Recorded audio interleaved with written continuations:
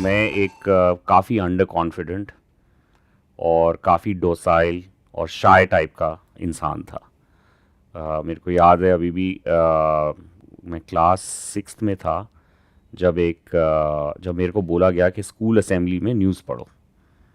आपको पता होगा कि एक स्कूल असेंबली होती थी, अब भी होती है मेरे ख्याल से मेरे साथ बच्चों भी के। हुआ था, मैंने तो छुट्टी कर ली थी। आप गए थे? मैं तो गया था, लेकिन मैं जब स्टेज पे गया मेरे से आई वॉज फ्रोजन, मतलब मेरे से तो न्यूज़ भी नहीं पढ़ी गई। अ, इस एपिसोड के बाद मेरा कॉन्फिडेंस काफ़ी हिट हो गया। और अगर मैं उसके बारे में सोचूं, वो ज़्यादातर इसलिए था क्योंकि मेरे को जो एजुकेशन सिस्टम है, जैसे हमें पढ़ाया जा रहा है आज की डेट में स्कूल्स और कॉलेजेस में, वो एक उसको मैं बिल्कुल नहीं बिलीव करता। बिल्कुल थ्योरेटिकली पढ़ाया जा रहा है। तो वो बिलीफ मेरा बचपन से ही नहीं था। तो अगर वो बिलीफ नहीं होगा तो एज अ स्टूडेंट मैं कोई टॉपर तो होऊंगा नहीं, और अगर मैं टॉपर नहीं होऊंगा तो उससे कॉन्फिडेंस तो हिट होता है। तो आप एक एवरेज स्टूडेंट थे इन टर्म्स ऑफ स्टडीज मैं एंड नंबर्स बिल्कुल एंड ही ऑल? एक एवरेज स्टूडेंट था। खाली छोड़ के क्लास 11th 12th में फिर भी फोर्स परफॉर्म कर लिया, लेकिन पूरी ज़िंदगी मैं एक बहुत ही एवरेज स्टूडेंट था। उसके बाद, स्कूल के बाद? स्कूल के बाद मेरे पेरेंट्स चाहते थे कि मैं इंजीनियर बनूं, तो मेरे को बहुत ही पुश किया कि मैं इंजीनियरिंग के एग्ज़ाम्स दूं। लेकिन मेरे को याद है दिल्ली कॉलेज ऑफ इंजीनियरिंग तब होता था, अब उसका नाम बदल गया है। उसका एंट्रेंस एग्ज़ाम लिया, काफ़ी रीजनल इंजीनियरिंग कॉलेजेस के एग्ज़ाम लिए, लेकिन मेरा इंटरेस्ट नहीं था। और फाइनली मेरे को सिविल या मैकेनिकल इंजीनियरिंग का दाखला हुआ, लेकिन मैं भाग के वहाँ से किरोड़ी मल ज्वाइन कर लिया इकोनॉमिक्स ऑनर्स। तो मेरे को इंजीनियरिंग का शौक नहीं था, लेकिन मेरे को कंप्यूटर्स का बहुत शौक था। ये कौन से साल में था जब आपने ये ज्वाइन किया किरोड़ीमल कॉलेज? किरोड़ी मल कॉलेज मैंने ज्वाइन किया अबाउट 95 में। अच्छा, क्योंकि मैं 98 में किरोड़ीमल कॉलेज में था। 98, अच्छा, यू वर ऑल्सो इन। 1998 से 2000 तक। हाँ, वाह, yeah. Okay, great great. Although I am a college drop out, मैंने ओके, बीकॉम में एडमिशन लिया था, बट 2 साल तक I was there on a full time. Got it. नहीं, मैं भी अगर तब ड्रॉप आउट का फैशन होता तो कर लेता मैं, लेकिन किसी तरह but eco honours is tough. मैंने भी पहले इको ऑनर्स ही सोचा था, क्योंकि हाँ। मेरी 12th में अच्छी परसेंटेज आई थी। फिर मैंने कई लोगों से सुना कि ये तो बहुत टफ है इसकी पढ़ाई तो। इकोनॉमिक्स ऑनर्स मतलब देखो, देरा जो कुछ चीज़ें जो मेरे को अच्छी लगी, जैसे अगर आप ये कॉन्सेप्ट देखो प्राइस इलास्टिसिटी का, हमारी पूरी ज़िंदगी के बारे में डिमांड सप्लाई के ऊपर प्राइसिंग चलती है। तो कुछ अच्छे कॉन्सेप्ट्स हैं, कुछ चीज़ें बोरिंग थी। बट अगेन मैं आपको ये बताना चाहूँगा कि अभी तक जो एजुकेशन सिस्टम है हमारा, जो कि बोलता है कि आप जाके रट लो, याद कर लो चीज़ें बिना प्रैक्टिकल एप्लीकेशन के, बिना कोई कॉन्सेप्ट्स के, बहुत ही मतलब मेरे it I don't agree with that education system. I think change होना पड़ेगा अगर इंडिया को ट्रूली हमें इनोवेट करना है, हमारे को इस कंट्री को एक और लेवल पे लेके जाना है। हमारे को बेस लेवल पे एजुकेशन सिस्टम चेंज करना पड़ेगा। फिर आगे बताइए क्या रहा? फिर तो फिर आपने मेरे को इकोनॉमिक ऑनर्स, आपने अपनी इकोनॉमिक्स इकोनॉमिक्स ऑनर्स ऑनर्स किया। पूरी कंप्लीट करी वहां हाँ से? हाँ, मैंने इकोनॉमिक्स ऑनर्स कंप्लीट की, लेकिन मैं ये भी बताना चाहूँगा कि मेरे को कंप्यूटर साइंस में बहुत ही इंटरेस्ट था। इनफैक्ट 11वीं 12वीं में भी कंप्यूटर साइंस एक मेरा कोर्स था, इम्पॉर्टेंट कोर्स था विद माय साइंसेस। इनफैक्ट मैं इंडिया में शायद one of the few people था जिसने सबसे पहला कंप्यूटर खरीदा था। ये 1988 में एक कंप्यूटर था ZX स्पेक्ट्रम सिंक्लेयर, जो कि आपकी टेलीविज़न से कनेक्ट होता था। अभी अभी कलर टेलीविज़न आई थी, और एक कैसेट रिकॉर्डर के साथ कनेक्ट होता था, ताकि आप सॉफ्टवेयर डाउनलोड कर सको। और उस कंप्यूटर से मैं गेम्स तो खेल सकता था, लेकिन खुद भी गेम्स बना सकता था, खुद भी प्रोग्रामिंग कर सकता था। तो बहुत ही इंटरेस्ट बहुत मेरे को तब से ही आ गया था इन कंप्यूटर साइंस। तो उसके बाद किरोड़ी मल में इकोनॉमिक्स ऑनर्स किया, और कॉलेज से निकलते ही मैंने काम करना शुरू कर दिया। काम इन द सेंस जॉब करना? जॉब करना, तो मैंने टाइम्स ग्रुप को ज्वाइन किया कॉलेज के बाद। टाइम्स ग्रुप उस टाइम इंटरनेट और रेडियो चैनल बना रहा था। तो मैंने वहाँ काम किया 2-3 साल।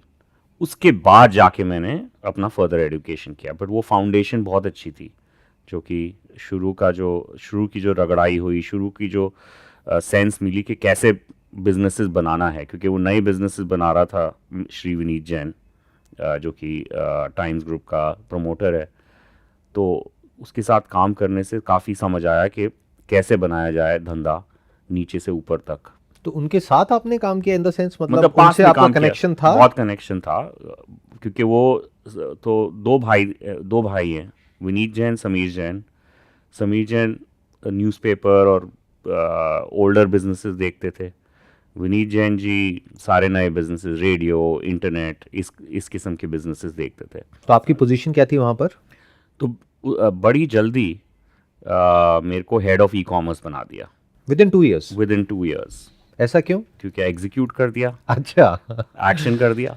हेड ऑफ ई कॉमर्स, जबकि आपका जो बैकग्राउंड है देखा जाए तो that was eco honours. Yes. और कंप्यूटर साइंस में आपके पास में क्या था? कोई सर्टिफिकेट, डिग्री, डिप्लोमा? नहीं, कुछ था? कंप्यूटर साइंस मतलब मेरे को computer science as a concept शुरू से समझ आता था, क्योंकि मेरे पास बचपन से ही मैं कंप्यूटर के साथ खेल रहा था, प्रोग्रामिंग कर रहा था, कि कैसे लॉजिक कैसे लिखा जाए, कोड कैसे लिखा जाए, फ्रंट एंड क्या होता है, बैक एंड क्या होता है, डेटाबेस क्या होता है, वो सब समझ आता था।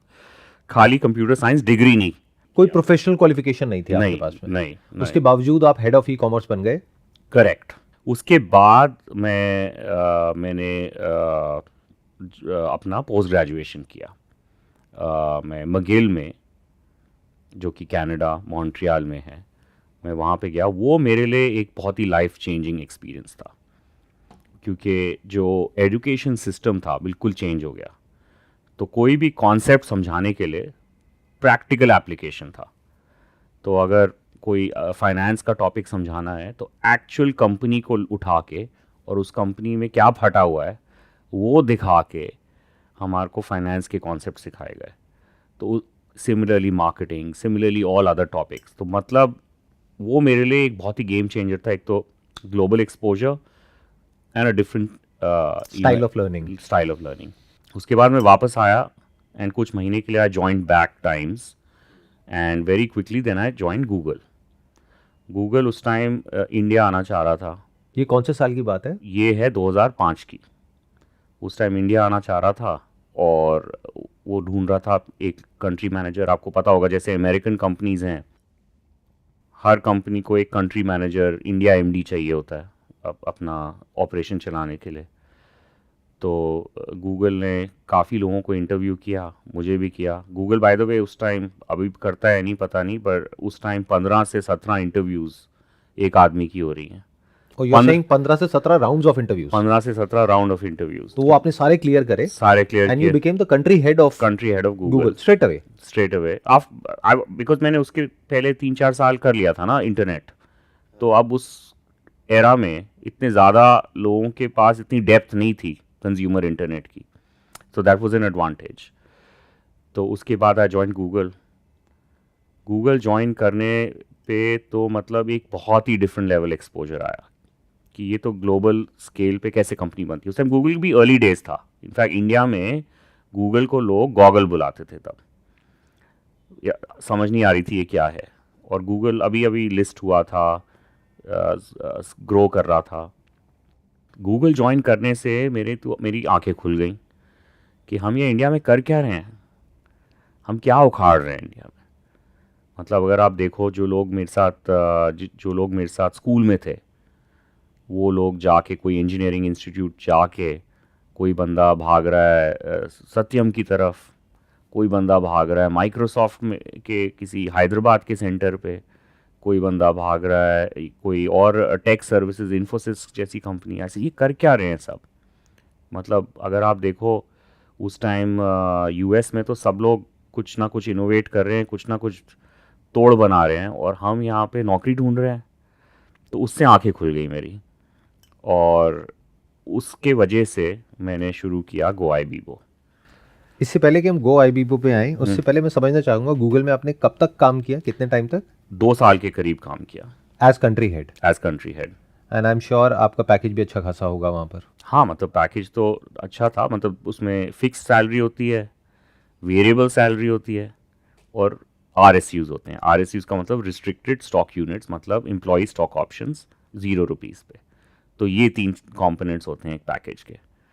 तो फिक्स सैलरी मिलेगी, वेरिएबल सैलरी आपको मिलेगी अगर आपके टारगेट्स मीट होते हैं, और RSUs आपको वेस्ट होते हैं। तो हर साल 25% RSUs वेस्ट होते हैं। तो फॉर एग्जांपल अगर मेरे को 1000 RSU मिले, तो और मैंने अगर 2 साल में छोड़ दिया, तो आधे RSUs में छोड़ के जा रहा हूँ, और मतलब वो पैसे मैं टेबल पे छोड़ के जा रहा हूँ। और अभी मेरे को ये सोचने की ज़रूरत नहीं है कि वो RSU की वैल्यू आज क्या है। अगर वैसे ही सोचें तो कितना होगा? फिर तो नहीं जितना आपने सोचना, छोड़ दिया अगर वो सोचना नहीं है ना। अगर वो सोचने ठीक लग है। जाओ तो फिर कुछ कर नहीं पाएगा आदमी, राइट? हाँ, आई अंडरस्टैंड। या but will be 100x, right? तो वो देखो, सारा कुछ is not only money, right? I understand, but मैं ये जानना चाहूंगा आपसे, आपने कहा कि वहां पर जा करके आपका दिमाग खुल गया गूगल में जाने के बाद में, जहां पर आपको एक अलग लेवल का एक्सपोजर मिला, आपने एक अलग तरह का कल्चर देखा, वर्क कल्चर। तो ऐसा क्या शिफ्ट आया आपकी विजन में या आपकी थिंकिंग में, जो आप कह रहे हैं कि जो पहले नहीं था? क्योंकि पहले भी आप बाहर जा करके पढ़ाई करके आ चुके थे, पहले आप टाइम्स इंटरनेट ग्रुप के ई-कॉमर्स डिवीजन को हेड कर चुके थे। तो ऐसा क्या हो गया गूगल में, जो आप कह रहे हैं 2 साल में, कि मेरी विजन एकदम से चेंज हो गई? ये सबसे बड़ा चेंज हुआ कि मैंने कहा कि अगर हमें ना इंडिया में इनोवेट करना है, बनाना है, we need to become entrepreneurs. अगर आप देखो, जब हम ग्रो अप कर रहे थे, तो एक बहुत ही माइंडसेट था कि हमें नौकरी करनी है। अगर आप देखोगे, एक मिडिल क्लास सिंड्रोम था कि मेरा लड़का ना मल्टीनेशनल कॉरपोरेशन में काम करता है, राइट? MNC में काम करना है, राइट? MNC में मतलब आप एक ग्लोबल कंपनी में हो, कॉग इन द व्हील हो, मतलब आप एक, you are a bubble in the ocean. तो ये लोगों की एम्बिशन थी। और मेरा जो दिमाग ये खुला जब मैं गया, मैंने देखा वहाँ पे तो एक 20 साल का लड़का भी टॉप टियर कॉलेज में एडमिशन मिला है, ड्रॉप ऑफ कर रहा है आपकी तरह, और वो कह रहा है कि मैं ये दुनिया की प्रॉब्लम बदलना चाहता हूँ, और हम यहाँ बैठे हैं, हम क्या कर रहे हैं? हमारा मतलब कोई एम्बिशन ही नहीं है। उस एक साल में काफ़ी ऐसा एक्सपोजर हुआ। तो और आपका डायरेक्टली इंटरेक्शन होता था उससे, लैरी पेज से और उससे वो इतना ज़्यादा नहीं था, एक दो बारी था लैरी एंड सर्जे के साथ, बट इतना ज़्यादा नहीं था। वहाँ पे जो स्ट्रक्चर था वो ये था, there was Americas and then there was emerging markets. Emerging market का मतलब हो गया Latin America, China, India, and तीसरा जो पूरा वर्ल्ड था वो यूरोप था। तो ऐसे उन्होंने डिवाइड किया हुआ था। और ये जो पूरा इमर्जिंग मार्केट्स की एक हेड होती थी, उसका नाम था Sukhinder Singh Cassidy. Very hard task master boss, very difficult for me to get along with her. Canadian Indian, but never been in India.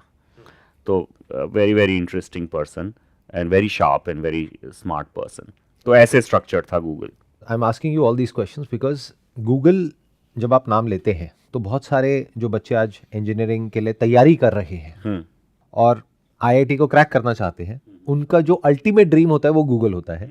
उसके भी आप कंट्री मैनेजर थे 2 साल के लिए, उसके बाद भी वहां से छोड़ना, रिजाइन करना और फिर जा करके अपना कुछ और करना, it needs hell lot of guts.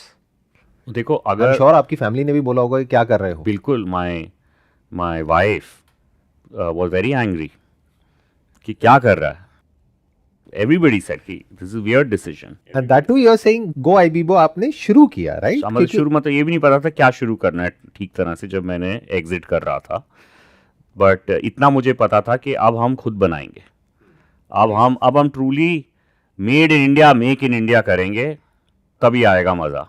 तो आपने वहां से फिर गूगल छोड़ा और अपना इसकी शुरुआत करी। तो ये आइडिया कहाँ से आया आपको? तो आइडिया ये आया पर्सनल प्रॉब्लम से। मेरे को याद है, मैंने मनाली में एक होटल बुक किया और अपने दोस्तों के साथ यहाँ से दिल्ली से, मेरे को ड्राइविंग का काफ़ी शौक़ है और गाड़ियों का भी बहुत शौक़ है, तो मैंने दिल्ली से अपने दोस्तों के साथ यहाँ से ड्राइव किया मनाली। रात को, अब काफ़ी दूर है मनाली यहाँ से, रात को 11 बजे पहुँचा। और मैं ये नहीं बोलूँगा मैंने वो बुकिंग कहाँ से की, लेकिन जब मैंने वो वाउचर दिखाया होटल पहुँच के, तो होटल वाले ने बोला कि देखो ये तो बुकिंग वैलिड नहीं है, आपको तो मैं नहीं, आज आप यहाँ नहीं रह सकते आप लोग। मेरे दोस्त भी बड़ा, they were very angry with me. But ऐसा क्यों? क्योंकि सिस्टम सारा ब्रोकन था ना, सिस्टम सारा ब्रोकन था। तो मतलब what you are saying is आपने बुकिंग कर दी, बुकिंग लेकिन करी वो मैंने, बुकिंग उस तक नहीं पहुंची या उसकी इन्फॉर्मेशन उस होटल तक नहीं पहुंची। और होटल मतलब काफ़ी प्रॉब्लम्स थी। ये कौन से साल की बात है? ये अभी 2006 की बात है, ठीक है। तो मैंने कहा ये तो बहुत बड़ी प्रॉब्लम है, अगर इंडिया में हम एक होटल आसानी से बुक नहीं कर सकते तो ये तो बहुत ही बड़ी प्रॉब्लम है। उसके बाद एक और बहुत बड़ी प्रॉब्लम थी। तो हम लोग बाय एयर ट्रैवल करते हैं, तो हम लेकिन हमारा ट्रैवल स्केड्यूल काफ़ी चेंज होता है।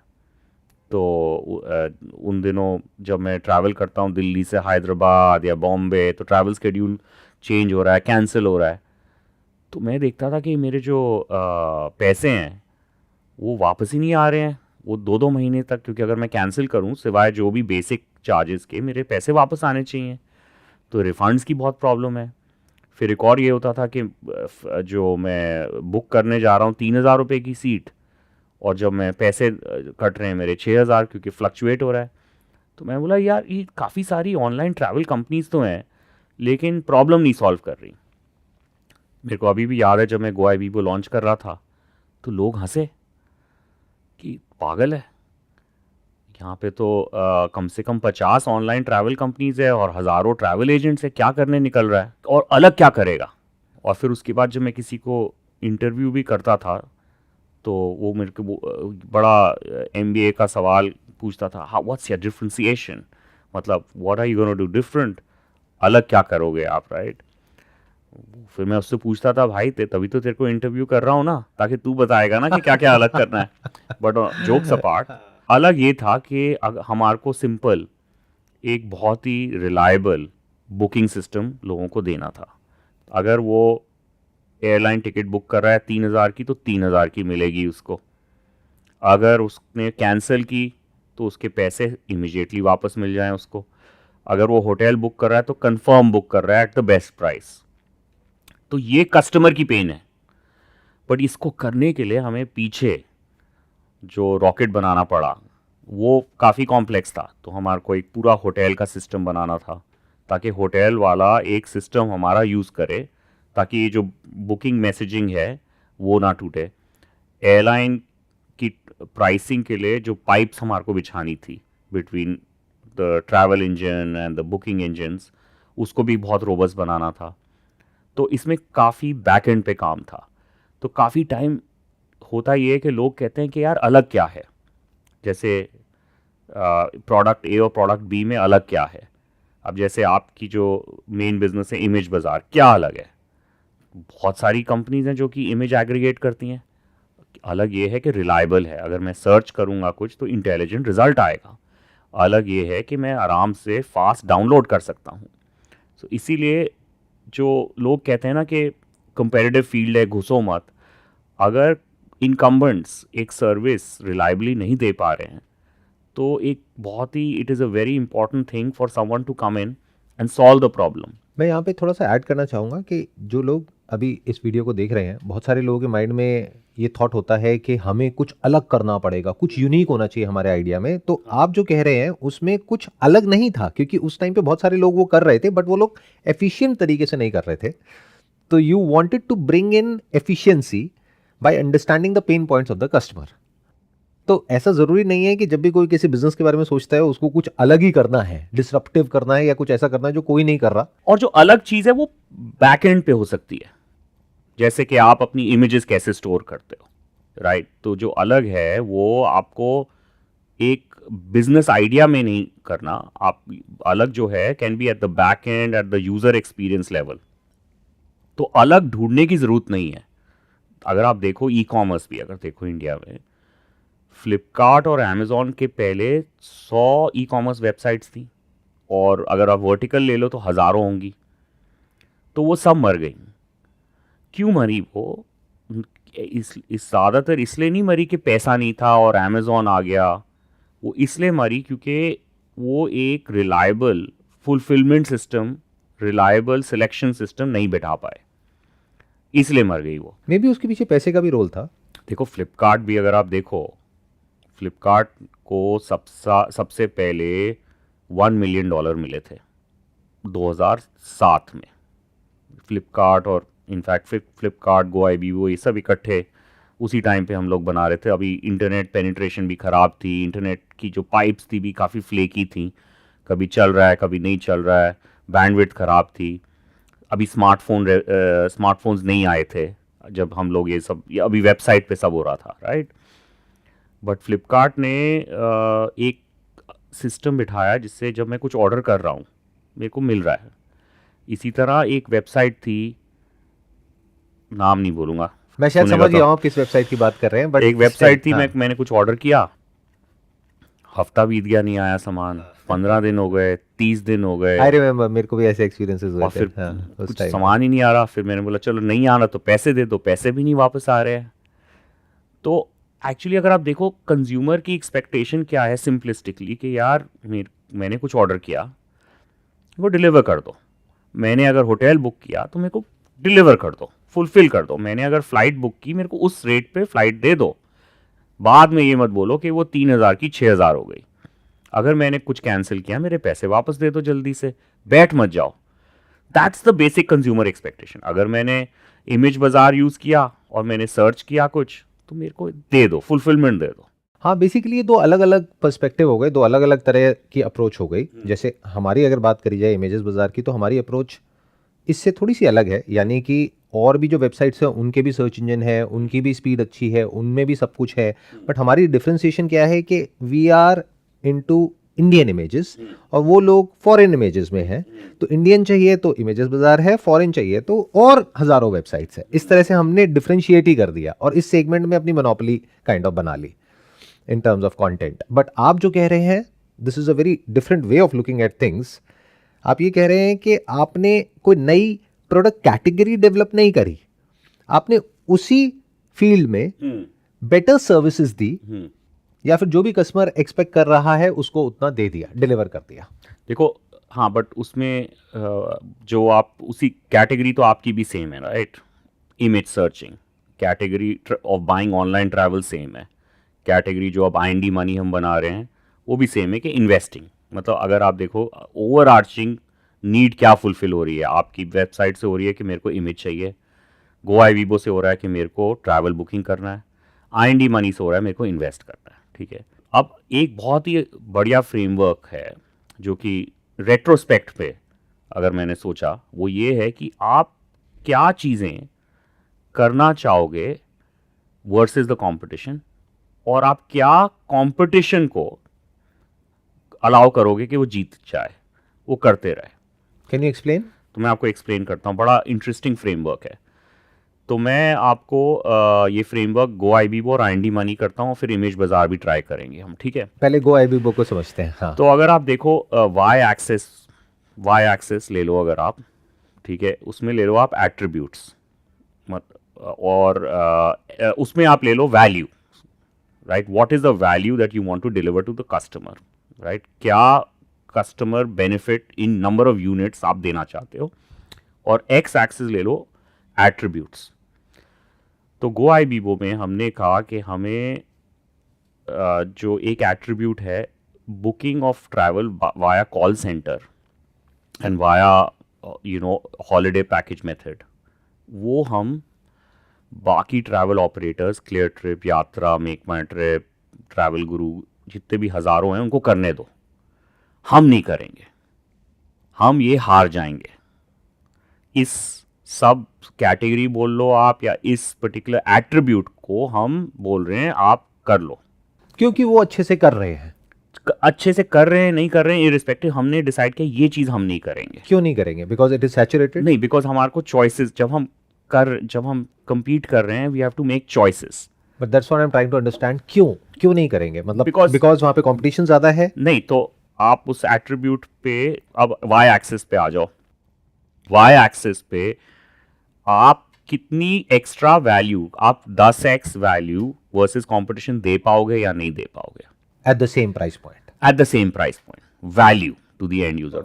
तो हमने कहा कि नहीं, ये तो इस एट्रीब्यूट पे हम कुछ ऐसा झंडा नहीं गाड़ सकते, ठीक है। तो इस एट्रीब्यूट को उसको जीतने दो। एक और एट्रीब्यूट हमने लिया कि कस्टमर सर्विस। तो हमने कहा कस्टमर सर्विस में आप फ़ोन पे कर सकते हो कस्टमर सर्विस, या वेब पे कर सकते हो।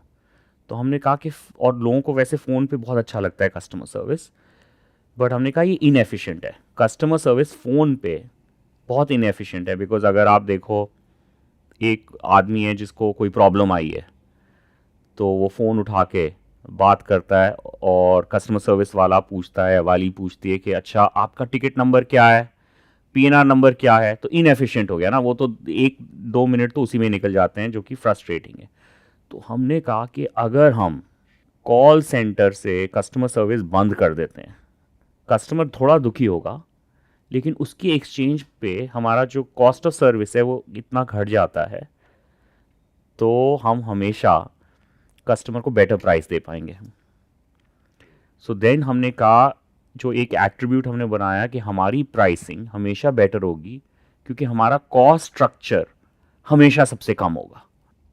तो प्राइसिंग हमारी हमेशा हमेशा हमेशा बेस्ट रहेगी, क्योंकि हम लोग काफ़ी चीज़ें नहीं करेंगे जो कि हम कॉल सेंटर नहीं करेंगे। उस टाइम लोग ऑफलाइन रिटेल आउटलेट्स लगाते थे हमारे कंपेटिटर्स, हम वो नहीं करेंगे।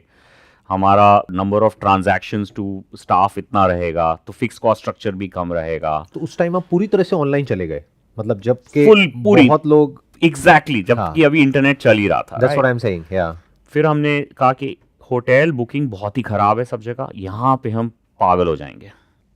मार्केटिंग में हमने बोला हम टीवी मार्केटिंग नहीं करेंगे, तो फिर कैसे करेंगे? उस समय तो हम ज्यादा ऑप्शन रेफरल करेंगे, रेफरल बोनस देंगे लोगों को, हम लोगों को ब्रांड एम्बेसडर बनाएंगे। तो ऐसे हमने काफ़ी डिफ्रेंसिएशन की, और इस डिफ्रेंसिएशन के वजह से हम we became the number one. हाँ, दूसरा हमने बोला, जब मोबाइल आया, जब स्मार्टफोन आया, हमने बोला स्मार्टफोन में तो we want to be the number one mobile app. तो ऐसे करके ये एट्रीब्यूट्स पे हमने बोला हम जीतेंगे।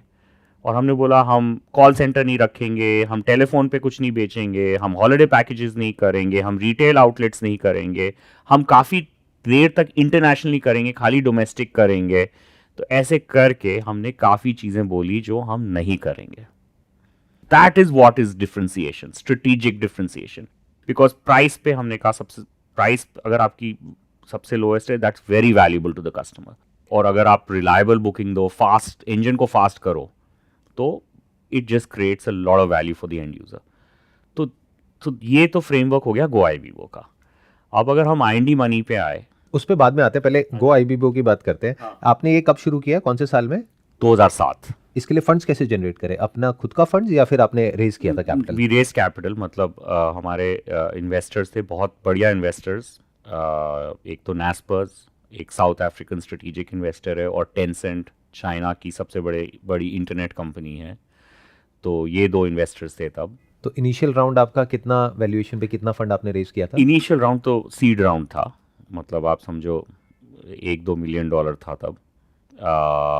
एंड देन उसके बाद हमने पीक कैपिटल रेज किया $250 million at a valuation of, at a valuation of about $1 billion.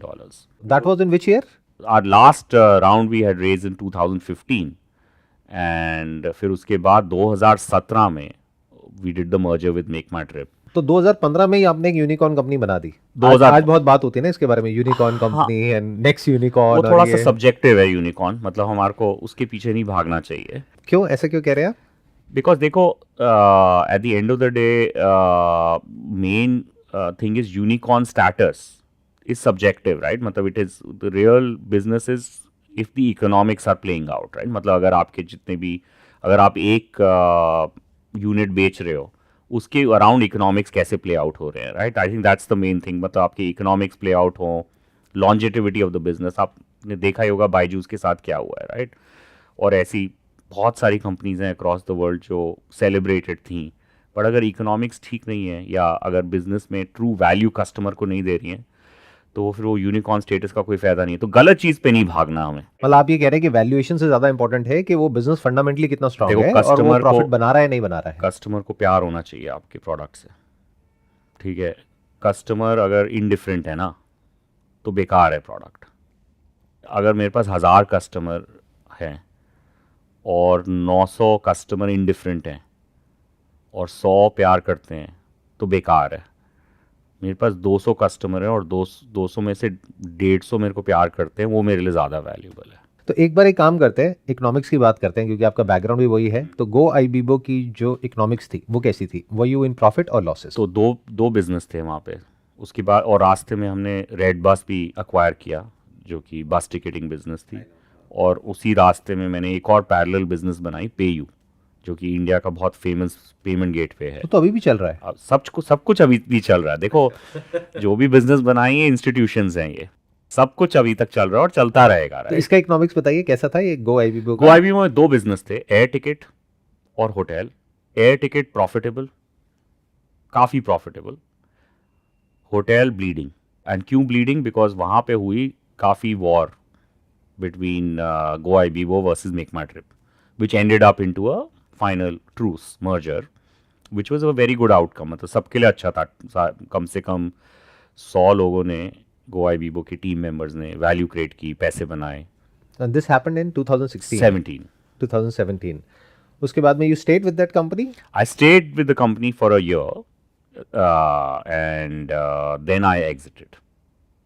Stayed with the joint company. I understand. मेरे को बनाया गया, acquired and Make My Trip plus Go Ibibo plus Red Bus का president. मेरा काम था to run product, marketing, etc. etc. और ये जो आपने गो आईबीबो शुरू किया था, हाँ। अकेले ही किया था या और भी को फाउंडर्स थे उसमें? शुरू में अकेले शुरू किया था। उसके बाद आई ब्रॉट इन विकल्प साहनी, जो कि CTO and co founder, and another person called Sanjay Bhasin. And red bus के लिए I brought in Prakash Sangam, Anoop Menon CTO, Prakash is the CEO, both of them are still there. Vikalp ने एक नया स्टार्टअप शुरू किया है called Eka care, health tech का स्टार्टअप है। और पेयू के लिए I brought in a person called Shailaj and Nitin Gupta is the founder of Unicards and Shailaz is the founder of .Pay। तो काफ़ी सारे लोग जो मेरे साथ तब थे। पूरा का पूरा एक इकोसिस्टम बन गया, और भी बन जैसे रहे हैं। सिलिकॉन वैली में होता है। और हाँ, बिल्कुल वैसे ही है। और अब तो मतलब अब देखो, अब इंडिया में जो हम लोग बना रहे हैं is better than silicon valley. अगर आप आज की डेट में सिलिकॉन वैली चले जाओ तो बिल्कुल सुनसान डेड लगता है। अगर आप इंडिया में अभी आप गुड़गांव में हमारे ऑफिस आ जाओ या बैंगलोर में चले जाओ, तो मतलब एक्शन हो रहा है यहाँ पे। What do you mean by that? मतलब ये कैसे? मैं समझा देखो, नहीं। अब इंजीनियर जो निकल रहा है ना यूनिवर्सिटी से, वो ये नहीं कह रहा है कि मेरे को माइक्रोसॉफ्ट ज्वाइन करना है, गूगल ज्वाइन करना है। अब कह रहा है मेरे को कुछ बनाना है या स्टार्टअप के साथ मेरे को कुछ इम्पैक्ट क्रिएट करना है। तो अब पूरी ज़िंदगी बदल गई है, जो कि जब अगर आप चले जाओ 10-15 साल पहले बहुत ही अलग थी। सबको जॉब चाहिए थी, सबको अब जॉब आप चाहिए। कह रहे हैं कि अब startup is like the buzzword. अब एवरीबडी वांट्स के अब सबको समझ आ गया है कि देखो, दो चीज़ें चाहिए। देखो, एक अच्छे आदमी को क्या चाहिए? अच्छे आदमी को चाहिए कि कुछ बनाए और इम्पैक्ट क्रिएट होए, राइट? कुछ भी प्रोडक्ट बनाए, टेक्नोलॉजी बनाए और मिलियंस ऑफ इंडियंस यूज़ करेंगे, तो उससे जो हाई मिलती है ना, डोपामिन, बहुत बड़ा है। और दूसरा, वैल्यू भी क्रिएट करनी है। तो अब वैल्यू क्रिएट तो देखो नॉर्मल नौकरियों में तो होगी नहीं। वैल्यू क्रिएट होती है एम्प्लॉय स्टॉक ऑप्शन से, इक्विटी से। तो ये बात अब समझ आ गई है लोगों को।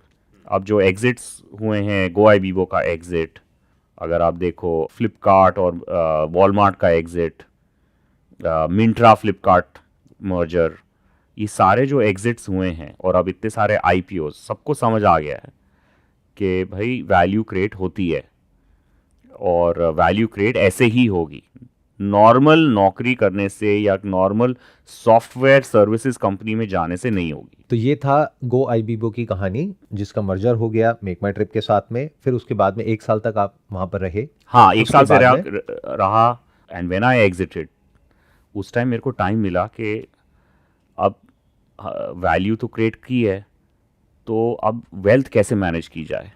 ये कौन से साल की बात है? ये मैं अब कह रहा हूँ 2018 की। आपने कुछ ब्रेक लिया उसके बाद में, वहां से छोड़ने के बाद में? 6-7 महीने, मतलब ये सब मैं अब ब्रेनस्टॉर्म कर रहा था।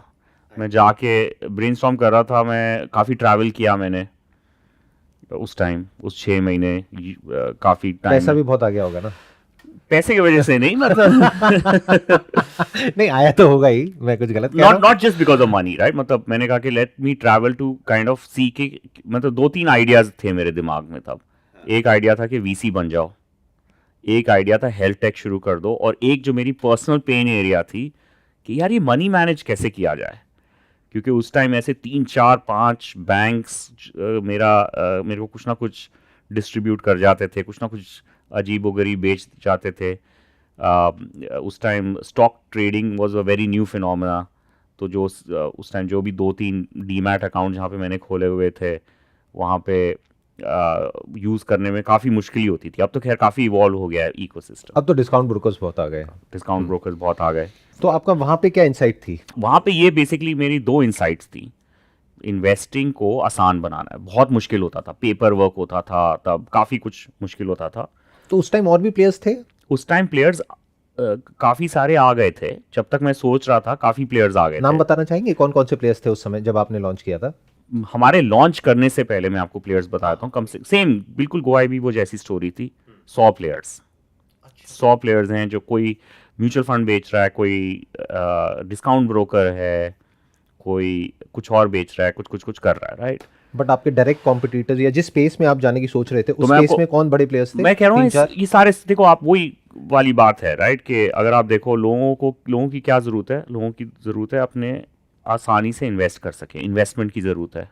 और दूसरी ज़रूरत जो कि किसी ने हल नहीं की, जो हमने हल की है, money management, personal finance management.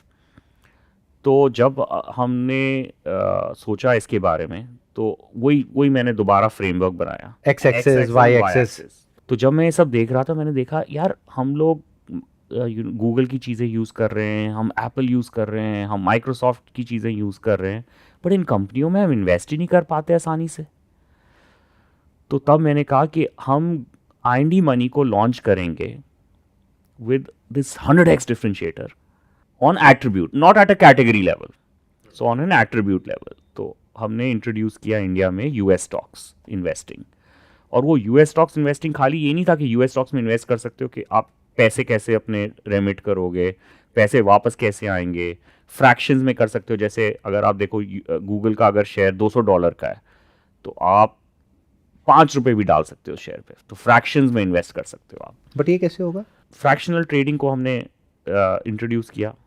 तो मतलब अगर आप एक शेयर लो उसका, अगर आप एक पिज्ज़ा लो, पिज्ज़ा को छोटे छोटे भागों में नहीं, काट वो लो। तो मैं समझ गया, बट इसको प्रैक्टिकली कैसे इंप्लीमेंट किया? क्योंकि गूगल का आपको तो एक ही शेयर लेना पड़ेगा ना, मतलब आप वो शेयर लेंगे फिर आगे आप आगे फ्रैक्शंस में देंगे? हाँ, आगे हम फ्रैक्शंस में दे रहे हैं, राइट। और वो नहीं, बट वो फ्रैक्शन भी उस आदमी, उस इन्वेस्टर के नाम पे है, राइट। तो फ्रैक्शनल इन्वेस्टिंग, रेमिटेंस, ये सबको किया। ये उस टाइम पे कोई नहीं कर रहा था? कोई ठीक तरह से नहीं कर रहा था, ट्राई तो सब कर रहे थे। Nobody had done it properly. Nobody had done it in a manner which is seamless. आपने बोला कि मेरे को अपने US स्टॉक्स के वॉलेट में 10,000 रुपये डालने हैं।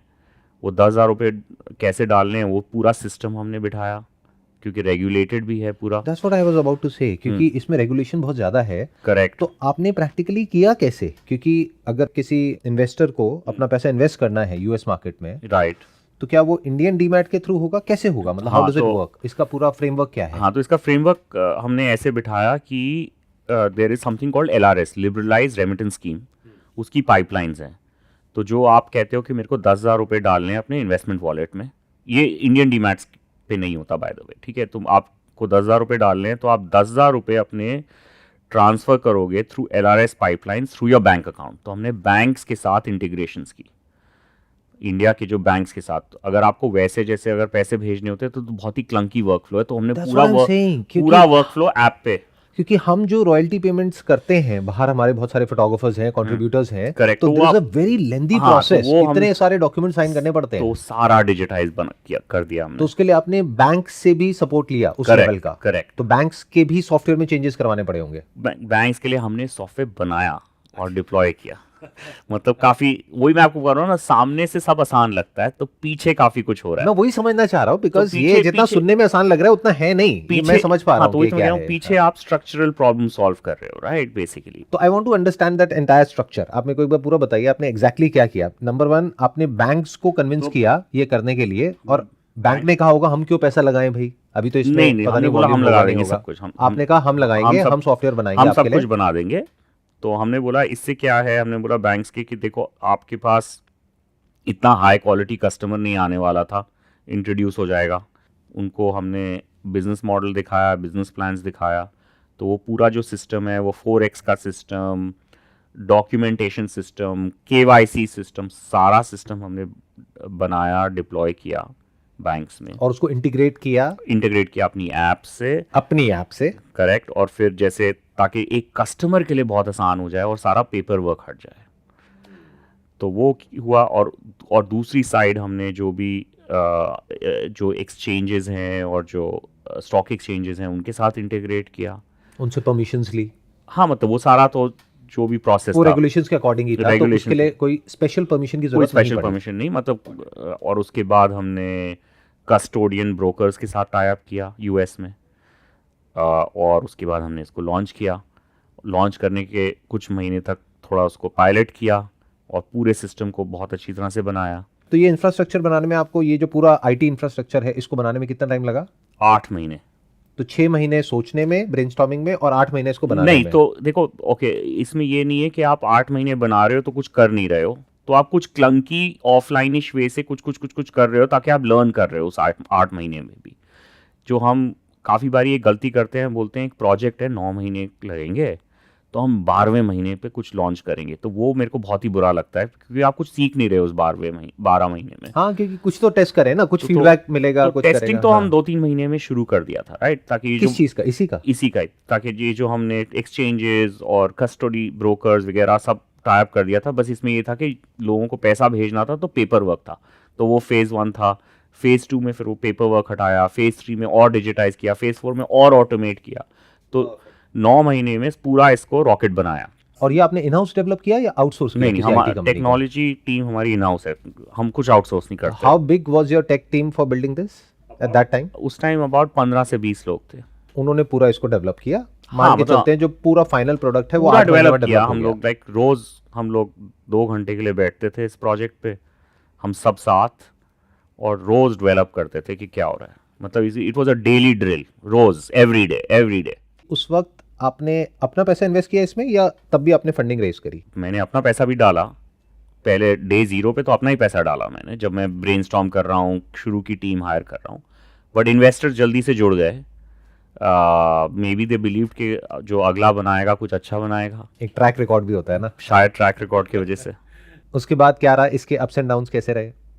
मतलब इसमें कुछ चैलेंजेस आए होंगे लॉन्च करने के बाद हाँ, तो में, इसका मैं फ्रेमवर्क बता रहा था ना आपको, तो वही फ्रेमवर्क में अगर आप देखो, हमने बोला यूएस स्टॉक्स को हम बिल्कुल फोकस करेंगे, एंड ये एक 50x डिफरेंशिएटर है from any other investment app.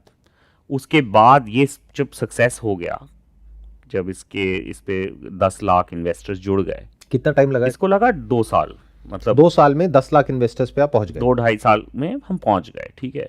तब हमने इंट्रोड्यूस किया एक तो म्यूचुअल फंड्स, और म्यूचुअल फंड जो हमने इंट्रोड्यूस किया वो हमने कहा कि हम म्यूचुअल फंड्स में 0 ब्रोकरेज रखेंगे, कमीशन फ्री रखेंगे। बट वो तो सभी करते हैं। अब कर रहे हैं, मैं कह रहा हूँ तब की बात, राइट। तो हमने तब और लोग नहीं कर रहे थे म्यूचुअल इस तरीके फंड्स से। इंट्रोड्यूस किया, और इनफैक्ट म्यूचुअल फंड्स भी हमने ऐसे इंट्रोड्यूस किया, हमने कहा कि अगर आपको अपना, तो हमारा म्यूचुअल फंड्स, आप अगर हमारी ऐप पे जाओ और आपने अगर 5 साल पहले म्यूचुअल फंड्स खरीदे थे और जिस पे कमीशन दे रहे हो, तो 2 बटन में आप अपना mutual fund direct plan commission free बना सकते हो, और वो आप पे शिफ्ट हो जाएगा, आपकी ऐप पे। म्यूचुअल फंड एक ओपन आर्किटेक्चर है, राइट। वैसे हमारी ऐप पे ही है वो, राइट। तो लेकिन अगर आपने जैसे 4 साल पहले म्यूचुअल फंड खरीदा है कहीं से, किसी ऑफलाइन डिस्ट्रीब्यूटर से, और उस पर आप कमीशन दिए जा रहे हो, हर साल उस पर 1%, 2%, आधा % दिए जा रहे हो, तो वो आप हमारी ऐप पे कमीशन फ्री बना सकते हो। तो वो भी एक बहुत ही हिट फीचर रहा IND मनी पे। तो अगेन, मैं अगर उस एट्रीब्यूट पे जाऊँ, अगर हम म्यूचुअल फंड भी इंट्रोड्यूस कर रहे हैं, उसमें कस्टमर की वैल्यू क्या है, तो हमने क्या गिव अप किया, हमने कमीशन वाले म्यूचुअल फंड्स बोले गिव अप कर दिए, और हमने बोला स्विचिंग ऑफ म्यूचुअल फंड्स को हम 20x 50x वैल्यू देंगे, जो कि कोई ऐप नहीं दे पाती। तो मेरा यहाँ पे क्वेश्चन है कि ये जो सर्विस है ये फ्री में दे दी, जो एक्चुअल में आपके लिए फ्री नहीं है, क्योंकि पीछे बैकएंड में उसके लिए आपको तो काम करना ही पड़ रहा है ना। हाँ, तो was that N acquisition strategy of customer, ताकि आपकी कैक कम हो जाए? इस स्टैंड पॉइंट से आपने ये किया? स्टिकीनेस, तो अगर एक स्टिकीनेस एक्विजिशन, तो एक म्यूचुअल फंड यूजर फिर यूएस स्टॉक्स यूजर बन सकता है। और फिर हमें तो ये पता था, देखो हमारी एक जो इनसाइट ये भी थी कि कस्टमर को फाइनली एक ही जगह पे सब जगह वो इन्वेस्ट कर सके, उसको इधर उधर भागना नहीं चाहिए। तो 6-7 महीने पहले हम उतर गए सबसे कंपेरेटिव फील्ड में, जो कि इंडियन डिस्काउंट ब्रोकरेज। और वहाँ पे जो हमने सबसे ज़्यादा फोकस किया है डिफरेंशिएशन, वही मैं अगर एक्स एक्सिस पे आ जाऊँ कि एक आदमी स्टॉक्स पे एसआईपी कैसे चला सकता है। तो आप स्टॉक्स पे इन्वेस्ट तो करते हो, ट्रेड भी करते हो, पर अगर आप देखो एक स्टॉक एक्स, उस पे आप वीकली 1000 रुपये की एसआईपी चला सकते हो या नहीं, जो कि किसी ने नहीं ऑफर किया था, और हमने उसको इंट्रोड्यूस किया। अब आपने एसआईपी चालू कर दिया, आपका एक्सपीरियंस इतना अच्छा है, फिर आप हमारे को यूज़ कर रहे हो बाकी चीज़ों के लिए। तो इसमें ये हो रहा है, एक तो हमारे इन्वेस्टर्स बाकी कैटेगरीज के शिफ्ट हो रहे हैं इसमें, और नए इन्वेस्टर्स भी जुड़ रहे हैं। तो इसको हमने ऐसे बनाया। तो हर चीज में आप ये सोचते हो कि हम जो भी मार्केट में लोग कर रहे हैं, कर वही रहे हो, लेकिन उसको अलग तरीके से कैसे करें। नहीं, उसमें 10x वैल्यू कैसे दें, जो कि कस्टमर के लिए बहुत बेनिफिशियल है। देखिए, आप इन्वेस्ट क्यों करते हो? कंपाउंड करने के लिए, वेल्थ क्रिएट करने के लिए, राइट? आप इन्वेस्ट करते हो, तो सबसे best compounding investment product is SIP. But stocks पे एसआईपी नहीं है, हमने इंट्रोड्यूस किया। अब हमने एसआईपी इंट्रोड्यूस किया, लोग एसआईपी कर रहे हैं एप्पल में, मेटा में, गूगल में। डोमेस्टिक स्टॉक्स के सिवाय एसआईपी बहुत ही पॉपुलर प्रोडक्ट है। म्यूचुअल फंड इंडस्ट्री ने उसको पॉपुलराइज किया था, बट स्टॉक्स में क्यों नहीं था? और क्या स्टॉक में एक इंसान चूज भी कर सकता है कि ये पर्टिकुलर 5 स्टॉक्स हैं, मुझे इन 5 में एसआईपी करना है, अपना खुद का पोर्टफोलियो बना करके, और फिर वो कर सकता बिल्कुल है, कस्टमर ही चूज करता है, बिल्कुल कस्टमर ही चूज करता है। उसने डिफाइन कर दिया कि ये 5 स्टॉक्स है, इसमें इक्वली इस प्रोपोर्शन में बिल्कुल इतना अमाउंट हर महीने का मेरे यहाँ से बिल्कुल। डेबिट हो जाना चाहिए, हर हफ्ते का हो जाना चाहिए, वो ऑटोमेटिकली आपके ऐप से होता रहेगा, बैंक से यूपीआई से होते रहता है। होता रहता है। अगर इसकी बात करी जाए, ये जो अभी आपका जो वेंचर है, ये तो अभी चल ही रहा है, हाउ बिग इज दिस? इसमें आप कितने राउंड्स रेस कर चुके हैं अभी तक, और किस वैल्यूएशन पे? लास्ट हमने रेज किया था 14 महीने पहले, 14 से 20 महीने पहले। हमने अभी तक $130 मिलियन रेज किया है, और अभी हमारी वैल्यूएशन है 650 मिलियन, 650 से $700 मिलियन। और लास्ट रेज हमने किया था $85 million. Are you comfortable talking about the economics of this business, कि इज इट प्रॉफिटेबल और is it burning money? So मैं आप कॉन्सेप्चुअली बता सकता हूँ आपको कि अगर आप देखो इस बिज़नेस में कस्टमर लेवल इकोनॉमिक्स अगर मैं देखूँ, तो एक कस्टमर है जो लेट्स से हमें 100 रुपये देता है, लेकिन वो 100 रुपये हमारे को मंथ ज़ीरो में नहीं देता, वो हमारे को 100 रुपये मंथ ज़ीरो से मंथ 12th पे देता है। तो ये जो कस्टमर है, इसके ऊपर जो हम खर्चा उठाते हैं, टेक्नोलॉजी का खर्चा, कॉस्ट ऑफ एक्विजिशन का खर्चा, वो सब अगर आप हटा दो तो कस्टमर लेवल पे हम प्रॉफिटेबल हैं। बट वो कस्टमर हमारे को पैसे 12 महीने देता है, तो there is a delayed profit, because आपने खर्चा तो इस कस्टमर पे काफ़ी मंथ ज़ीरो पे कर दिया, केवाईसी का खर्चा कर दिया, एक्विजिशन का खर्चा कर दिया, रेफरल पे खर्चा कर दिया, बैंडविड्थ पे खर्चा कर दिया, लेकिन आपका जो पे ऑफ पीरियड है उस कस्टमर से 12 महीने पे आता है in a business like ours. And जैसे जैसे हम और मैच्योर होते जाएंगे, वो शायद 12 महीने 6 महीने भी हो सकता है, उसके बाद 13वें महीने से तो सब बोनस ही है। तो ये तो देखो इकोनॉमिक्स हैं जो कि हमारे पॉजिटिव हैं, लेकिन अगर आप देखोगे एट अ P&L लेवल, तो अभी हम इन्वेस्ट कर रहे हैं। नाउ वी आर इन्वेस्टिंग, क्योंकि अगर हम डोमेस्टिक ब्रोकरेज में घुस गए हैं, so it's competitive, so we have to do marketing, we have to do awareness building, we have to do top of the funnel activities, so that is the thing. तो आपका burn rate कितना होगा, मतलब year का? Invest करना अभी हमने शुरू किया, इससे पहले तो बर्न बहुत ही कम था, बहुत ही मिनिमल था, बिकॉज इससे पहले जब तक हम एक ऐप थे यूएस स्टॉक्स के लिए, तब तक तो सारा ऑर्गेनिक ग्रोथ था, क्योंकि हमने इतनी ज़्यादा वैल्यू दे दी यूज़र्स को। तो अगर कोई भी अगर ट्विटर पे बोल रहा है यार ये एप्पल पे इन्वेस्ट करना है, कैसे करना है, तो उसको 100 कमेंट्स आ रही हैं, IND money, IND money, IND money, IND money. अगर कोई लिंक्डइन पे पूछ रहा है किसी से, तो वर्ड ऑफ माउथ इतना ज़्यादा था। अगर कोरा पे कोई पूछ रहा है कहीं पे भी, तो word of mouth was very strong. Now today we have started awareness building, क्योंकि now we want to take the company from, अभी 0 to 1 हो गया, 1 to 10 हो गया, अब 10 to 100 की स्टेज पे है। यहाँ पे मेरा एक क्वेश्चन है आपसे कि जब आप कह रहे हैं कि ये जो यूएस में इन्वेस्टमेंट के लिए आपने इसकी शुरुआत करी थी, तो वहाँ पे अभी भी बहुत पोटेंशियल बाकी है। बिल्कुल। तो आप डिस्काउंट ब्रोकरेज में क्यों एंटर हो रहे हैं? क्योंकि this is already a hyper competitive market, right. तो डोंट यू थिंक कि बेटर स्ट्रैटेजी ये होती है कि उसी की अवेयरनेस और स्प्रेड करी जाए, वो जो एक सिस्टम आपने क्रैक किया है, इज इट बिकॉज क्योंकि अब उसमें और भी प्लेयर्स आ गए हैं और वो अच्छा कर रहे हैं, या आपको इतनी ग्रोथ नजर नहीं आ रही है? मतलब what is it that you are thinking, क्योंकि दो अलग अलग बहुत वर्टिकल्स हो गए। बहुत स्मार्ट क्वेश्चन है, पहली बात बहुत ही अच्छा क्वेश्चन है। तो इसमें अगर आप एक कस्टमर देखो, कस्टमर के पास 1,000 रुपये हैं, वो 1,000 रुपये कैसे इन्वेस्ट करता है? तो वो कभी भी 1,000 रुपये में से 700 रुपये यूएस स्टॉक्स में नहीं करेगा इन्वेस्ट, और ना ही मैं चाहूँगा, बिकॉज एक बहुत ही सिंपल कॉन्सेप्ट है, डाइवर्सिफिकेशन। Diversification, right.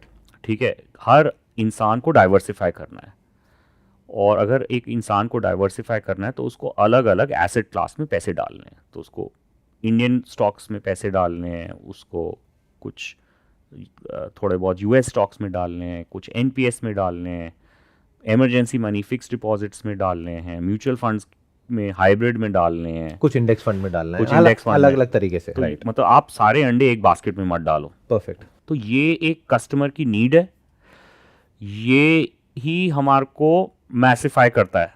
अगर मैं खाली यूएस स्टॉक्स दूंगा तो मेरे पास तो उस आदमी के 100 रुपये में से खाली 10 रुपये आएंगे। और अगर वो जहां पर अभी ऑलरेडी है और वहां पे वो 80 रुपए अपना इन्वेस्ट कर रहा है, उन्होंने ये देना शुरू कर दिया, तो पूरा 100 रुपए वहां चला जाएगा। हाँ, मतलब उसमें काफी लोगों ने कोशिश की है, वो नहीं कर पाए हैं, वो अलग बात है। तो ऐसा इसीलिए क्यों?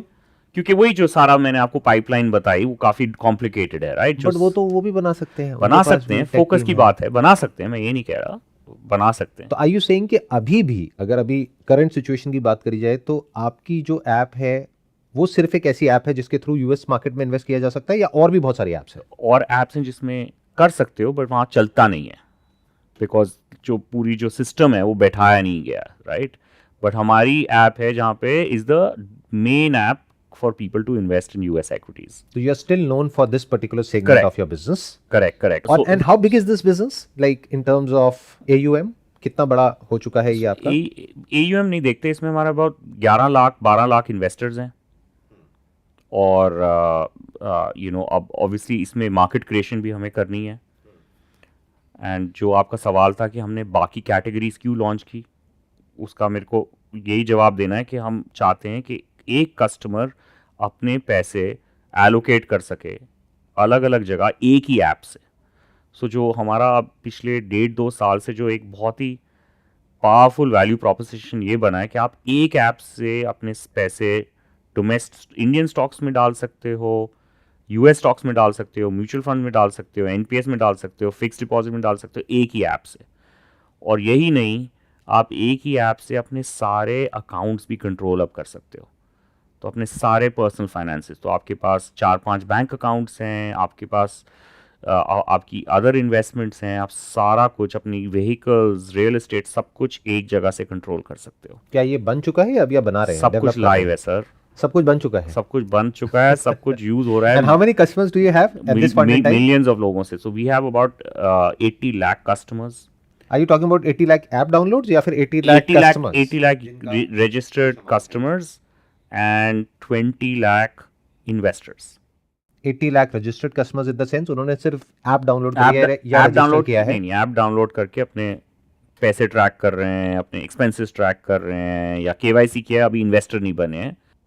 And 20 to 22 lakh people are investors on the platform। Active investors हैं 20 lakh. Correct correct. But in comparison to other players जैसे जीरोधा हो गया या और बहुत सारे और प्लेयर्स हैं, उनके पास जो नंबर ऑफ एक्टिव यूजर्स हैं, एक्टिव कस्टमर्स हैं, वो तो बहुत ज्यादा है ना? करेक्ट। तो तभी हमने डोमेस्टिक एक्विटीज लॉन्च किया है 6 महीने पहले।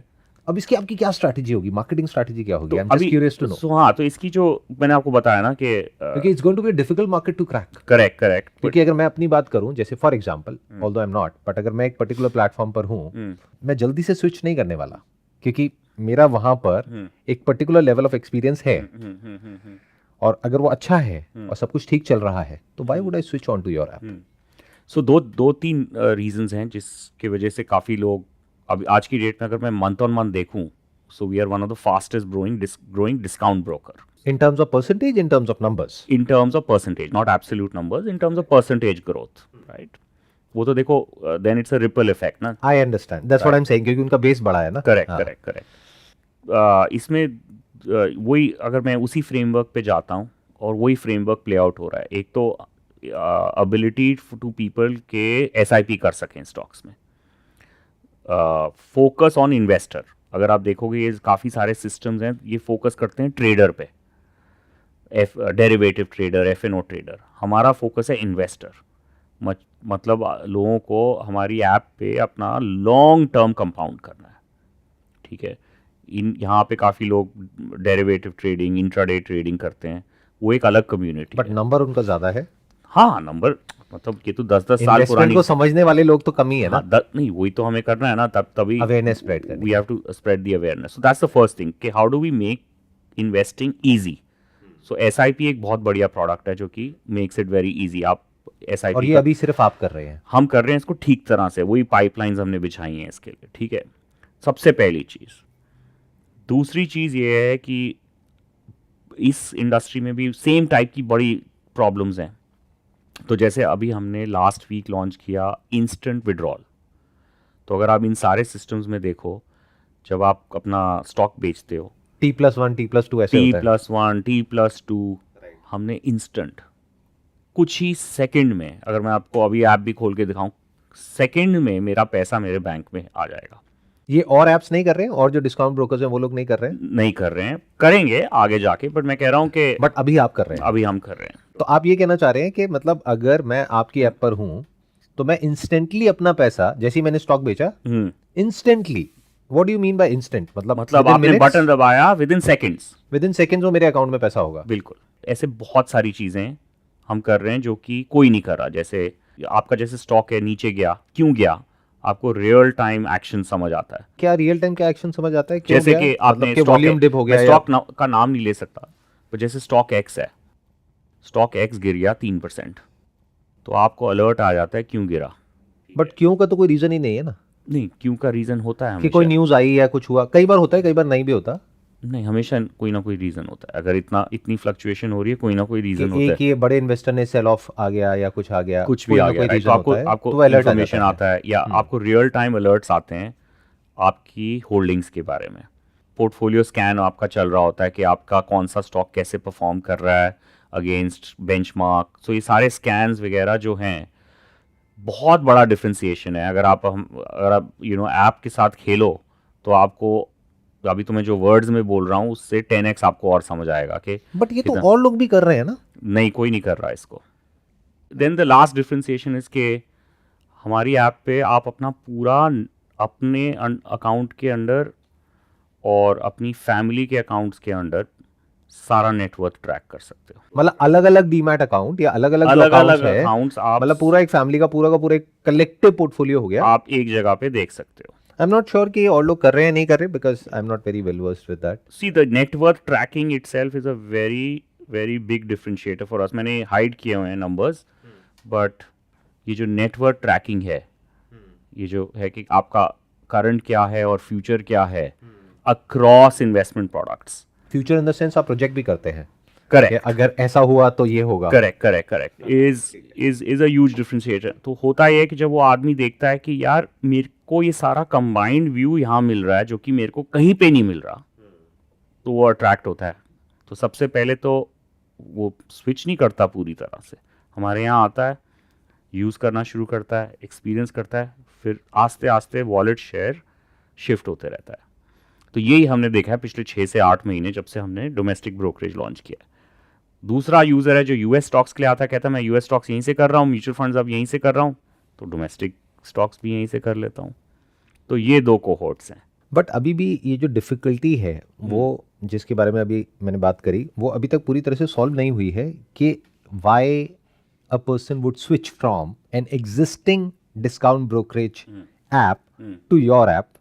ये एक बहुत बड़ा क्वेश्चन मार्क है, please don't mind it. No, very good question. अपने स्टैंड पॉइंट से आपको बोल रहा हूँ कि अगर अभी आपने जो ये 3 पॉइंट्स बताए, हाँ, ये तीनों पॉइंट्स अच्छे हैं, but these are just features for me कि हाँ एडिशनल फीचर्स मिल रहे हैं, बट कोई बहुत बड़ी वैल्यू नहीं मिल रही है from my standpoint. I may be wrong, but मेरे स्टैंड पॉइंट से तो don't you think we need to brainstorm more upon कि हम ऐसा क्या डिफरेंशिएशन लेकर के आए कि क्लियर कट एक वैल्यू मिले एक इन्वेस्टर को और वो इमीडिएटली स्विच कर जाए और ऐप से आपके ऐप पे। तो उसके लिए आप हमारी रिव्यूज़ पढ़ लो गूगल प्ले पे और iOS पे, तो आपको समझ आ जाएगा. But without hard selling I am saying कि एक आदमी को स्विच करने की ज़रूरत नहीं है. एक आदमी को हमारी ऐप पे स्विच करने की ज़रूरत नहीं है, बिकॉज आज की डेट में इंडिया में वैसे भी एक आदमी के पास 2.5 डीमैट अकाउंट्स तो हैं ही हैं. तो उसको यूज़ करना शुरू करना है, राइट. वैसे भी हमारी ऐप पे सारे डीमैट्स तो हम एग्रीगेट कर ही देते हैं. तो आपके पास अगर 4 डीमैट्स हैं तो चारों के चारों डीमैट्स तो ट्रैक हो ही जाते हैं. तो हमारी ज़रूरत ये नहीं है कि उसको स्विच करना है.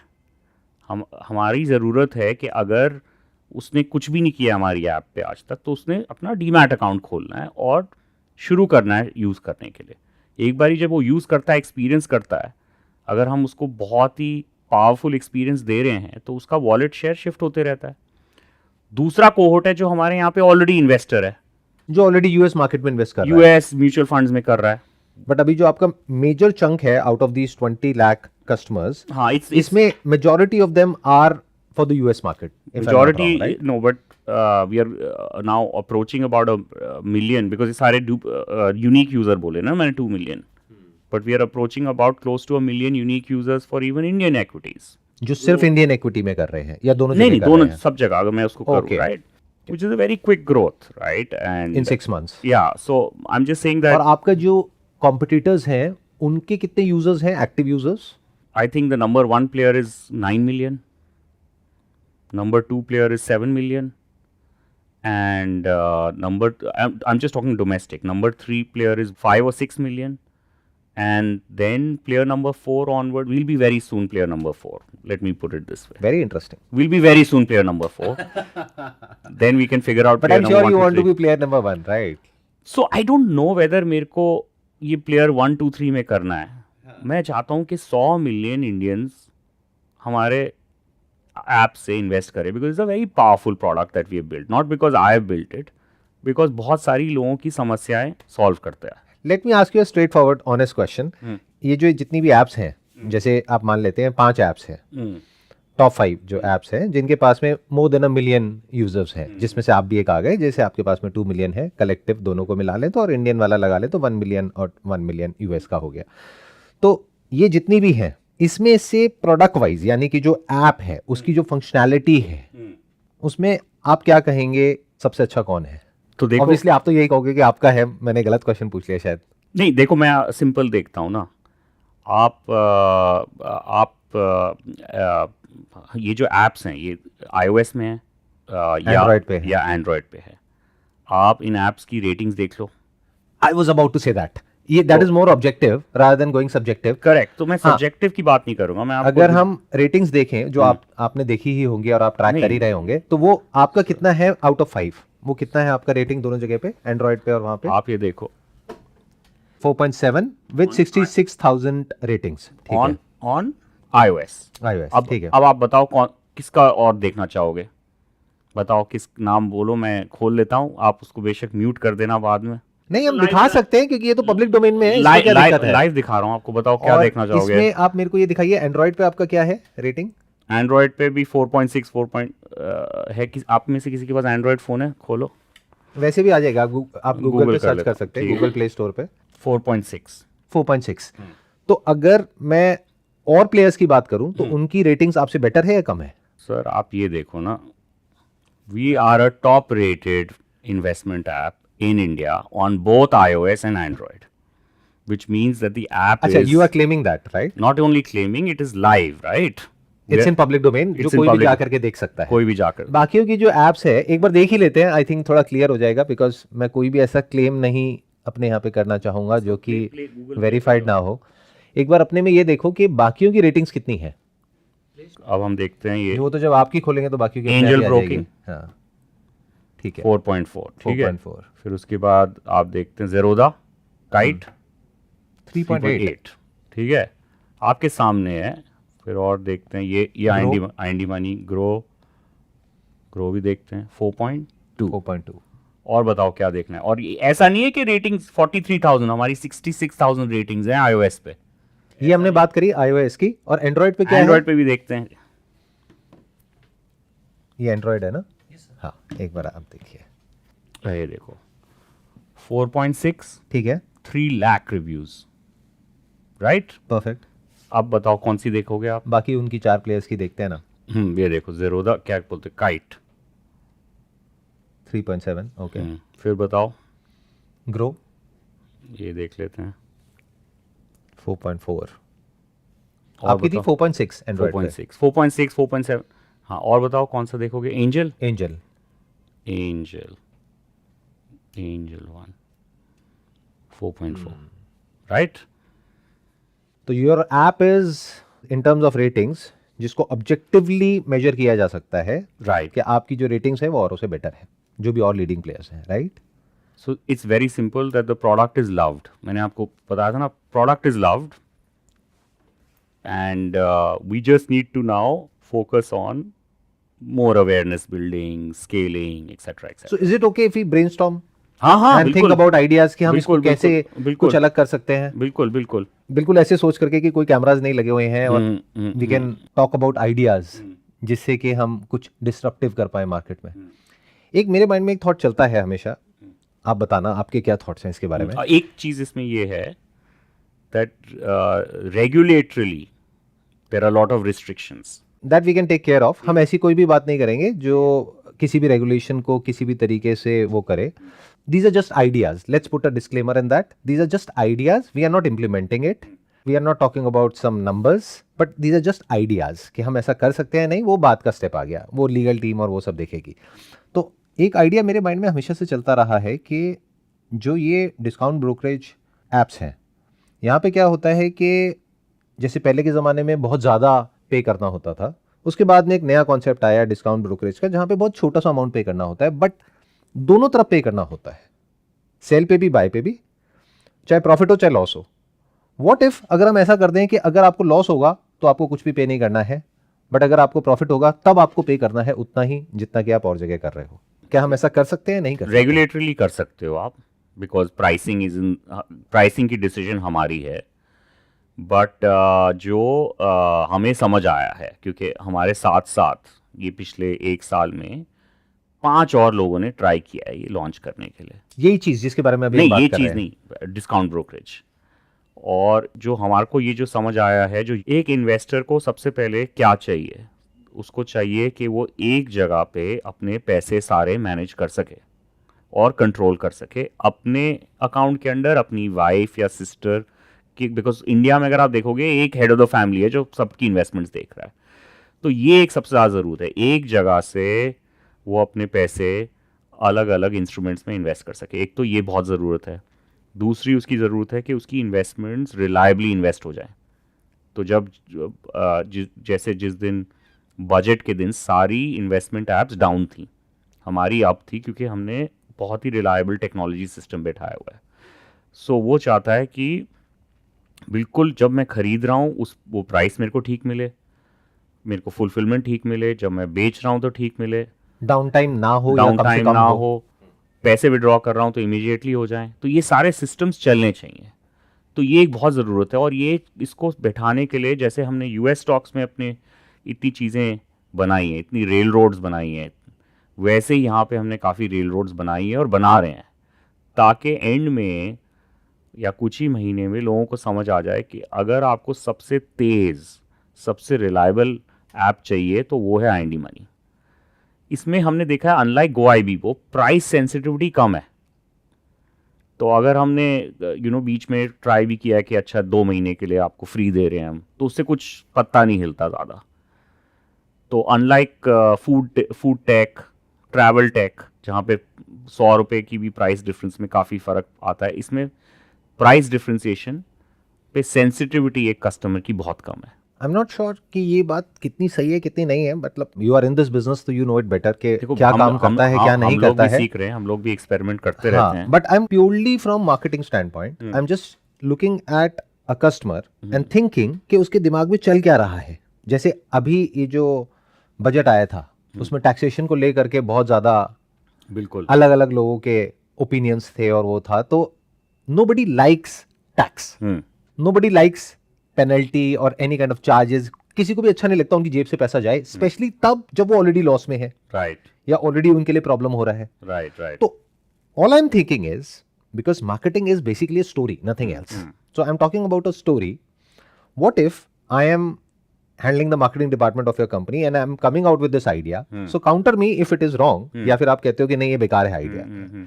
तो आइडिया मेरा ये है, बड़ा सिंपल है. स्टोरी ये है कि आप अगर ये ऐप डाउनलोड करते हो, अगर तो आपको प्रॉफिट होगा तो आपका जो ब्रोकरेज है वो कटेगा, तब हम आपसे पैसा लेंगे, क्योंकि आप प्रॉफिट कमा रहे हो. तो उसमें से हम थोड़ा सा पैसा ले रहे हैं, वो भी उतना ही है जितना कि और लोग ले रहे हैं, या उससे भी थोड़ा सा कम ले रहे हैं, फ्री नहीं कर रहे. बट अगर आपको लॉस हुआ, आपने बेचा और लॉस हुआ, ये तो हम ट्रैक कर ही लेंगे, हमारा एल्गो ट्रैक कर लेगा. लॉस हुआ तो आपको एक भी रुपए नहीं देना है, या अगर आपने दिया भी तो वो रिफंड हो जाएगा, और वो भी इंस्टेंट हो जाएगा. Because this is still better preposition. बजाय कि पैसा ना लेने के, पैसा तो कटा पूरे सिस्टम से जैसे अभी चल रहा है, बट हमने सिर्फ इतना कर दिया कि अगर आपको लॉस हुआ तो हमने आपका पैसा रिफंड कर दिया. Can you imagine what is going to go in the mind of that customer? So इसका मेरा आंसर सिंपल है. अगर जब जैसे ये डिबेट अगर मेरी कंपनी के अंदर हो रही है, यही मान के चलते हैं कंपनी के अंदर ही हो रही है, क्योंकि बाकी चीजें तो आपने डेवलप कर ली ना सर. तो मैं चाहूंगा कि इसको कर दो. तो क्या ये जो अभी हम डिस्कशन कर रहे हैं आप करोगे? हाँ, कर देंगे. क्या आप कमिट कर रहे हो? हाँ. तो this may be the turning point of your app. हम सारों को नहीं करेंगे, इसको पहले हम एक्सपेरिमेंट करेंगे, और इसको हम एक कोहोर्ट के साथ एक्सपेरिमेंट करेंगे. बट इंडियन स्टॉक्स पे तो कर ही सकते हाँ, हैं. इंडियन स्टॉक्स पे, कोहोर्ट पे, सबके लिए नहीं करेंगे. जैसे कि अगर हमारे यहाँ पे जैसे 4 लोग हैं, 2 लोगों को दिखेगा 0 और 2 को नहीं दिखेगा, और देखेंगे फिर क्या बिहेवियर होता है.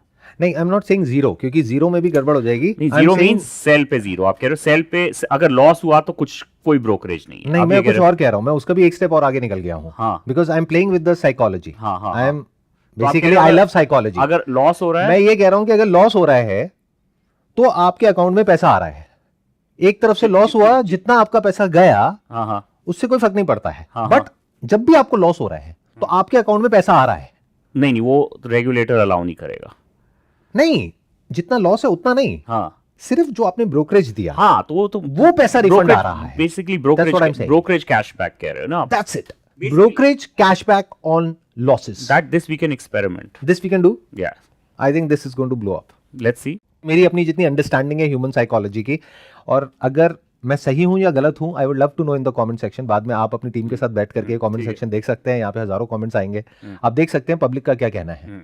I think this is going to trigger word of mouth. So experiment कर लेते हैं. करके देखिए सर. बिल्कुल. और अगर ये चल जाए तो मेरे लिए कुछ स्टॉक ऑप्शंस अगर हो डन है तो वो आप देख लेना. डन है. Just kidding. मेरे चैनल नॉट फॉर प्रॉफिट है, मुझे कुछ नहीं चाहिए. आप अगर ये चल गया, ये आइडिया बड़ा हो गया, तो that's the kick for me, that's the rush for me. क्योंकि मेरे को इसी चीज में मजा आता है. मतलब I love coming out with different things, and अगर वो कुछ बड़ा हो गया, आई पर्सनली थिंक, जहां तक मैं समझता हूं, क्योंकि आप सोच के देखिए कि अगर यूट्यूब पे मेरे 28 मिलियन सब्सक्राइबर्स हैं, तो थोड़ा तो मैं समझता हूं ह्यूमन साइकोलॉजी को. करेक्ट. तो मेरा अपना जो अंडरस्टैंडिंग है ह्यूमन साइकी की, because at the end of the day it's not a B2B business, it's a B2C. तो जो कंज्यूमर माइंडसेट है उसको जहां तक मैं समझ पाया हूँ, लाखों लोगों से मिल करके, उनसे इंटरेक्ट करके, सेमिनार्स करके, 1-on-1 करके, और वो सब करके ग्रुप में, I personally think 99.99% possibility is going to work like anything, because it's a story.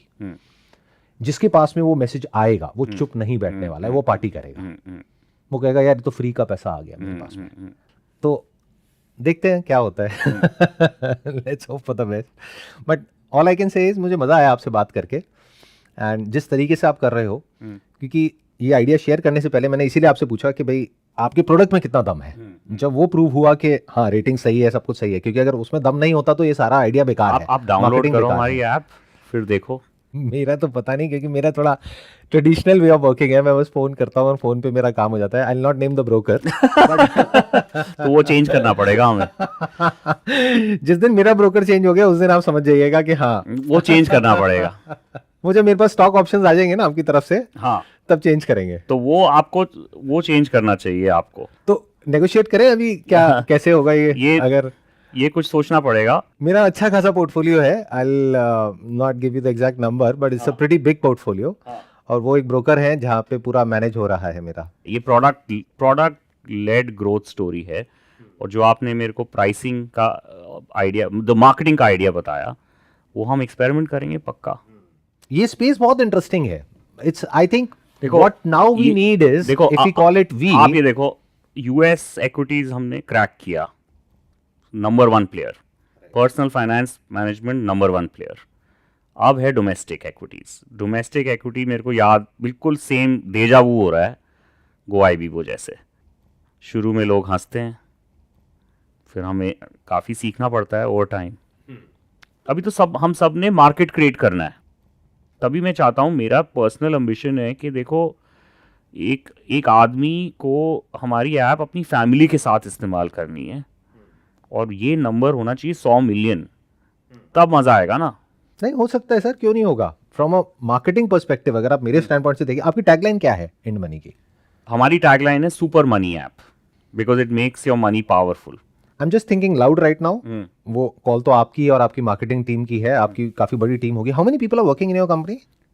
350, 350 लोग। ओके, तो अगर मेरे को इसको रीब्रांड करना है तो मैं क्या करूंगा, इस कैंपेन के साथ में आपकी टैगलाइन को चेंज कर दूंगा, मैं इसको बना दूंगा विन विन ऐप। मतलब कि it's a win win situation for you as well as for us. When you lose we lose, when you win we win. Very good idea. हमने क्या किया, इसको थोड़ा सा गेमिफाई कर दिया, that too in a regulatory framework. कुछ भी उससे बाहर जाने की बजाय उसको पूरा चेक करके, लीगल टीम से यहाँ से वहां से पूरा वो चेक करके, then we have created it in such a way very good. कि बाकी जो एप्स हैं वो क्या करती हैं, you lose I win, but you are saying no, you lose I lose, you win I win. Centre point में क्या आ गया, win win. It has to be a win win situation for you as well as for us, only then we will make money, otherwise we don't want to take that money. We don't want to take money when you are not in. चलो, we'll experiment even before launching एक बहुत मोटी campaign, mini campaign. We'll experiment very fast and I will tell you, बताऊंगा मैं। मेरे को लगता है कि जो इन्फ्लुएंसर्स हैं उनके लिए भी एक बड़ी इंटरेस्टिंग स्टोरी है कि भाई INDmoney is a win win app, कि ये एक पहली ऐप है दुनिया की जहां पर कि कुछ इस तरीके से हो रहा है कि जब आप रो रहे हो तो साथ में ये भी रो रहे हैं, क्योंकि आपकी भी अकाउंट से पैसा जा रहा है, तो अल्टीमेटली आप भी रो रहे हो, राइट? जब आप हंस रहे हो तब ये हंस रहे हैं, क्योंकि ये सिर्फ तब कमा रहे हैं जब आप कमा रहे हो, तो it's a win win situation, right, जिसको हम मैनेजमेंट में बोलते हैं। I hope it works. बाकी नहीं, देखते हैं। मैं तो आपको बता रहा हूँ, हम तो कर देंगे एक्सपेरिमेंट। करिए सर, अगर ये काम कर गया तो फिर हम दोबारा मिलेंगे, बिल्कुल, दोबारा मिलके फिर कुछ नए सिरे से ब्रेनस्टॉर्मिंग करेंगे और फिर देखेंगे, दिमाग लगाएंगे इसको और बड़ा कैसे बनाया जाए।